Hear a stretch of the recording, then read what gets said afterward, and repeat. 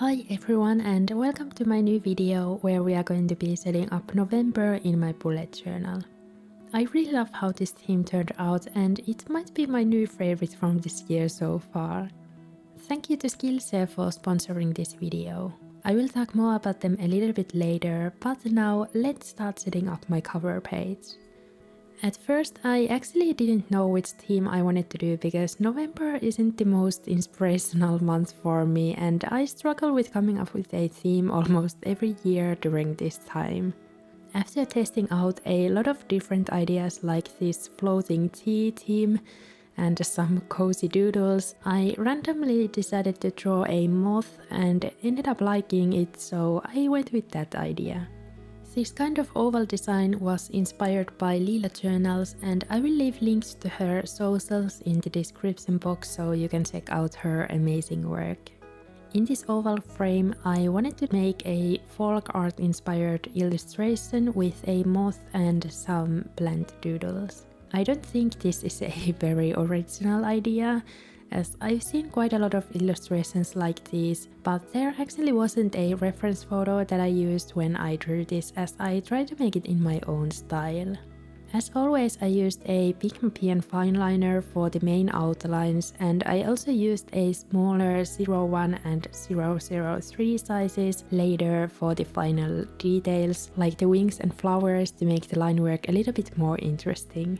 And that was also a good way to cover up a little crooked line that I drew on the wing on the right. I think the most difficult part for me was drawing the oval frame because I had to freehand it and I was really nervous how it would turn out, but I think it looks okay and surprisingly symmetrical. Speaking about symmetry, that was the other thing that was a bit challenging because I'm a human and not a machine. I think this illustration would have been way easier to draw digitally using Procreate, for example, as there's this symmetry tool which you can use for making patterns. Anyway, after I was happy with the line work, I started the coloring process, which I wasn't that nervous about because I had tested the colors first in a separate notebook.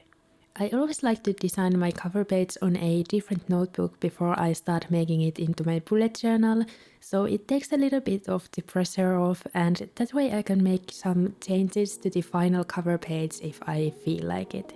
I started doing this after making a cover page that I didn't like at all, and if you'd like to know what that looked like, go check out a video where I flip through my old bullet journals. I will leave a link to that in the description box and end screen so you can watch that after this video.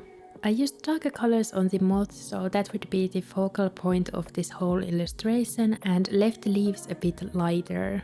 I actually used a slightly different coloring style for the leaves because I left some spots without color, so I would have highlights in them without using a white gel pen, and I used that just for the moth to add more dimension and details.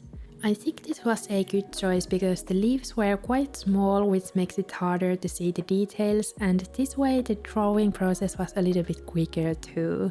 For the highlights I used white jelly rolls in two different sizes, which were the 10 and 0.8 thicknesses, and I also thickened up the black details in the lower parts of the wings because you couldn't really see the thinner lines that I drew earlier. Oh, and I thickened the main outlines of the moth as well with a thicker 05 fineliner.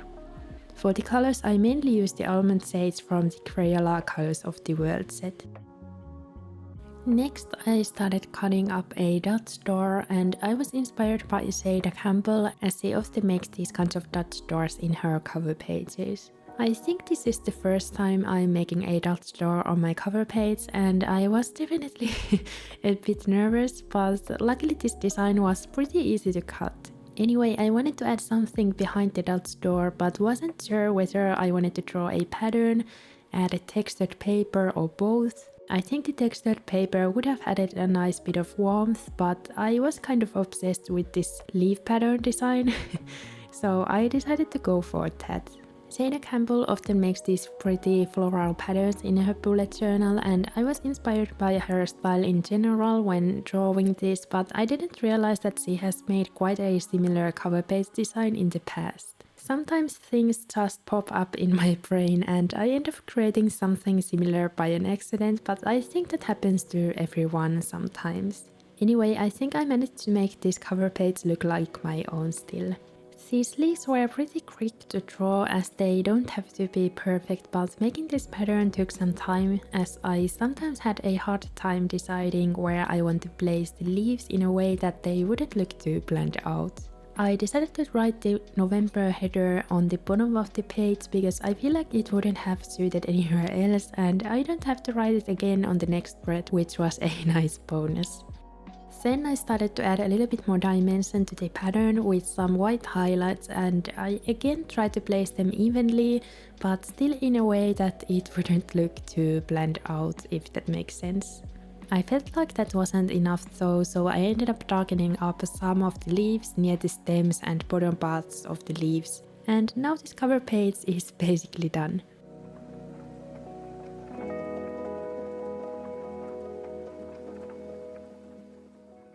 Next we are moving on to my quote page and I tried to look up some quotes that would suit my theme and didn't find many of them, but luckily there was one that I really liked and it goes like this.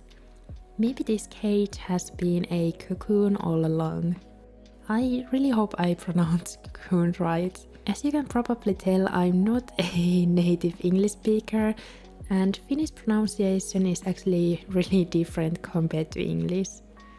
Anyway, I think this quote is a good reminder that sometimes we have to go through a lot before we can flourish, which you can easily forget, especially if you compare yourself to others. I kept the decorations on this page pretty simple and added the same kind of flower as I did on my cover page, and also drew these gold frames around the quote. To make these two pages look like one cohesive spread, I decided to add the leaf pattern on the left side so you can see it when I flip through the next spread. I think this cover page would have been fine without it as well, but the calendar spread would have looked very boring without it, so I think it was the right choice. Anyway, this cover spread is now finally done, so let's move on to the next spread, which is my monthly spread. I had to be a little bit more creative with this spread because I didn't have as much space to write, so I had to come up with a whole new layout. On the top I will have a little box for monthly goals and I don't know yet which they are going to be, as we still have weeks of October left at the time I'm recording this voiceover. I did even smaller calendar than I usually do so it could fit on this page, and I think this is going to work just fine as I don't have many important dates to remember in November. I decided to add an important date section on the bottom of the spread though, so it will be a bit easier to read them. Coming up with this layout and decorating this spread was actually a bit tricky because I have this pet peeve related to Dutch doors. I don't know why, but I just don't like when the Dutch door doesn't fully cover the spread underneath. This is a bit difficult to explain, but it will make sense later as I made a tiny mistake. Anyway, I doodled this simple floral illustration on the left and also drew a moth and some leaves on the bottom of the spread, which was looking a bit empty because I didn't know what else I could have added there. These moths are actually pretty easy to draw in my opinion, even though making the wings symmetrical is a bit challenging, but luckily you can cover up some unevenness with the details. I tried to make every moth look a little bit different in this setup, and for this one I drew these little moons on the smaller wings. I also colored it a little bit differently so I wouldn't get bored with drawing the same things, which definitely happens sometimes.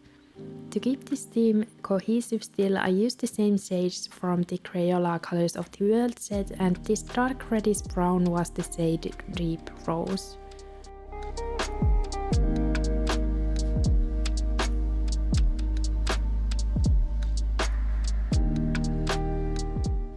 On the page on the right I made my weekly planning section, which has been a must-have for me ever since I started making YouTube videos, because making these videos takes usually about a week and there's also a lot of smaller tasks that I need to start doing on time to stay on schedule. This can be something like brainstorming new theme ideas, which is something I definitely sometimes struggle with, like I did for this theme. I'm very perfectionist, and when things don't turn out like I want on the first try, I usually get anxious and start questioning myself and my artistic skills. And there comes an art block. Then I have to remind myself that art is a process and you have to make some trials and errors to improve, which can be frustrating too.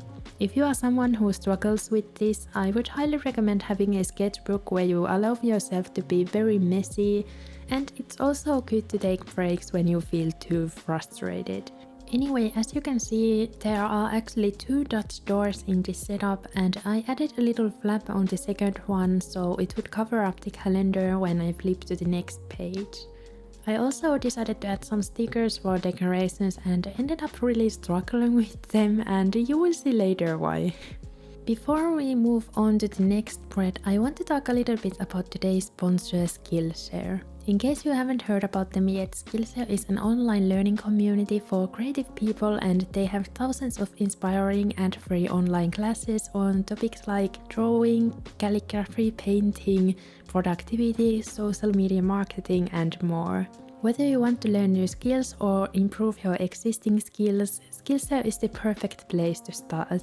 I recently took a class from Samantha Baker called Bring Your Sketchbook to Life, creating interactive sketchbook pages, and I got a lot of inspiration from it, as you can totally use the same techniques in your bullet journal or any other kind of journal as well. I really enjoyed this class and highly recommend it if you want to spice up your journal and learn some new techniques. I have already tried out some of Samantha's techniques and can't wait to experiment more with them, especially in my travel journal. The first 1,000 people to use the link in the description box will now get 1 month free of Skillshare, so definitely go check that out if you want to take this class that I mentioned or just learn something new or improve your existing skills. Thank you so much to Skillshare for sponsoring this video and supporting my channel. Like I said earlier, I really ended up struggling with these stickers as the little flap was covering some of them, and I hate when a dot store does that or doesn't cover the layout underneath completely, which actually happened as well because you can see the bottom corner of the important date section peeking. I didn't cover that, even though I definitely could have, because then it wouldn't have looked very symmetrical, and I tried to let some mistakes be. Anyway, I've really enjoyed using my one line a day spread in October, so I included it in this setup as well, as it really helped me to use my bullet journal more. I just write 1 sentence or 2 about my day here, which helps me to be more mindful about the things I'm grateful for and also how I'm spending my time. I kept the decorations very simple because the other 2 spreads were pretty time consuming.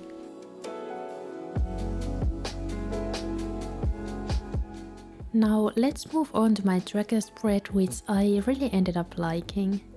I love using trackers in my bullet journal because they help me to remember important stuff like taking vitamins or watering my plants. I like to make habit and mood trackers on a monthly basis, but for my plants I make a tracker in the beginning of my journal, and if you would like to know more about that, go watch a video where I set up this bullet journal.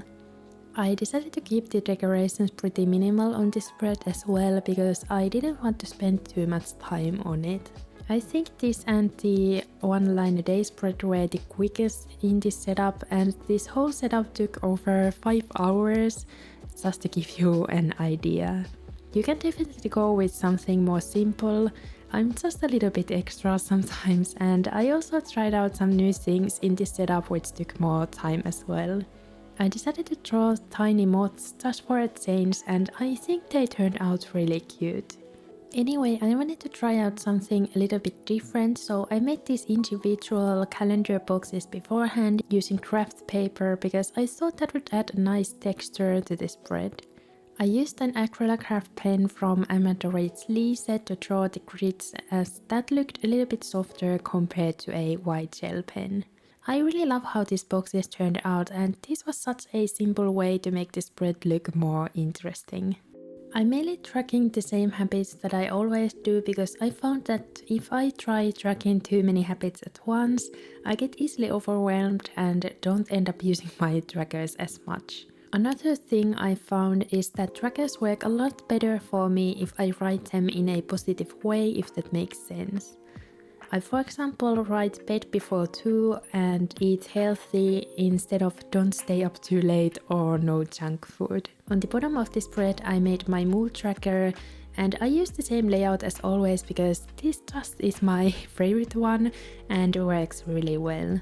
Instead of using one color to fill each box, I like to draw these tiny doodles because I can add more than one of them if my mood changes during the day. And I can also use just one pen for filling in everything, which is more functional. The pen I use for this is 0.38 gel pen from Muji, and it has been my favorite for years because the ink flows really nicely and my fineliners last longer as I use them only for drawing.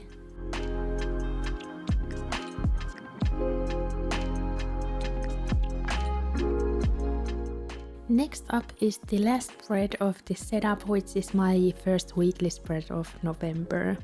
Or the first 2 weeks actually, as I'm going to cut a Dutch draw later. I'm actually going to travel to Helsinki in November, which I'm very excited about as I'm going to see my friend who I haven't seen in about a year. I would love to know if you would be interested in a travel journal video about that. So leave a train emoji in the comments if this is something you would like to see. And if there are any other videos you would like to see from me, I would love to hear them as well.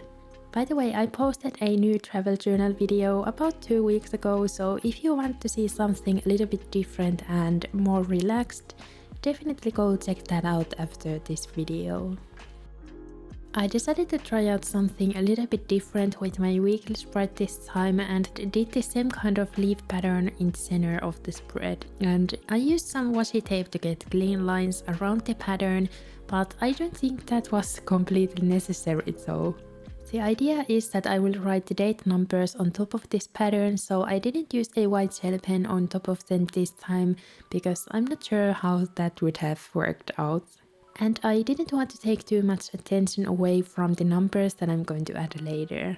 The layout itself is a very simple vertical layout, which is one of my favorites to use as you can see a clear overview of the week at a glance, and it has a lot of writing space as well. After creating the pattern, I wanted to add a little bit more warmth to this spread, so I used a Tombow dual brush pen in the shade 992 for highlighting the areas where I will write the days of the week. You could leave this spread like it is now as it looks pretty decorative, but I wanted to add a doodle of a moth on top of this spread because that was looking a bit empty to my liking. I drew the body of the moth a bit differently than the previous ones just to challenge myself a little bit. I think moths would be pretty easy to draw for beginners as well because they just have a lot of different kinds of circular and oval shapes, and you can do whatever you want for the details, like just add these simple lines. For the colors I used some Crayola markers that I thought went well with the gray pattern. These are definitely some of my favorite markers as they have these light shades that are actually quite difficult to find. I think Tombow has similar shades as well, but they are a lot more expensive. I added quite a lot of white details on the moth's body because that looked very splotchy, and this was a good way to cover that up. If you don't have a white gel pen yet, I don't know what you are doing because you are seriously missing out. Using white pen has saved me so many times as I always use it to correct little spelling mistakes as well, and in my opinion it works a lot better than a correction tape. Anyway, for the final details I added a leaf pattern around the moth because it looked a little bit lonely just floating there by itself. My original idea was to do this for the cover page as well, but I think the leaf pattern worked a lot better behind the Dutch doors, so I'm glad I decided to do that instead. To make this pattern stand out from the pattern in the middle, I added some white highlights in the middle parts of the leaves.